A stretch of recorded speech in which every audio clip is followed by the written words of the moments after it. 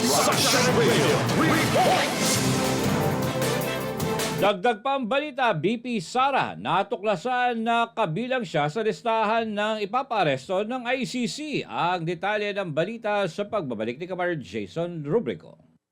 Kinumpirma ni Vice President Sara Duterte na nasa listahan siya ng manais ipaaresto ng International Criminal Court o ICC kaugnay ng investigasyon sa kampanya kontra iligal na droga ng Administrasyong Duterte. Yan ang sinabi ng bise sa isang panayam sa Carcar City, Cebu.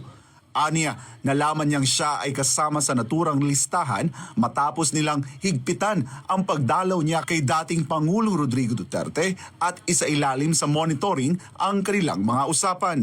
Yes sir, oo. Naangko sa listahan, daghan kaayo mi nga naa sa listahan sa ICC. Nahibaw ko ana kay pag-abot na ko dito natingala ko nga nung sa sugod pwede pa ko mobisita kada adlaw.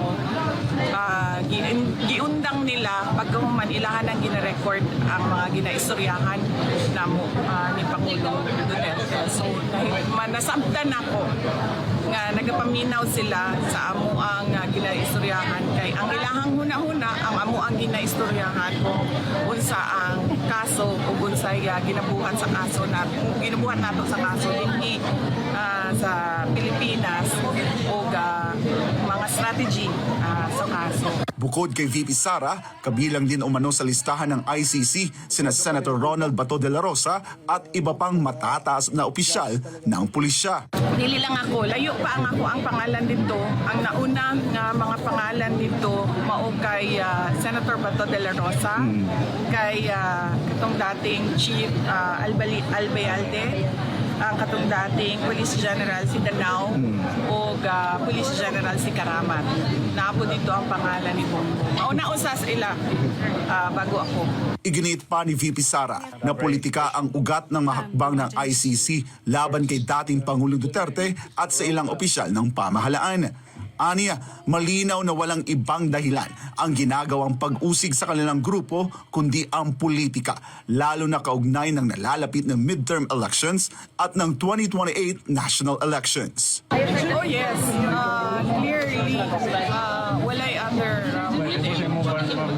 ang gobyerno kundi tungod sa politika. Tungod sa midterm elections ug tungod sa 2020 elections. Wala may laing rason no na they will sa tawagan ka na kidnap or kuha or dukot or kuot sa ato ang dating Pangulong Rodrigo Duterte sa ato ang nason niya. Lalo nila dito sa laing nason niya ipakulong sa mga dayuhan. Kundi kana lang yun. Para sa Diyos at sa Pilipinas kumahal, ako si Jason Rubrico, SM9 News. Sport.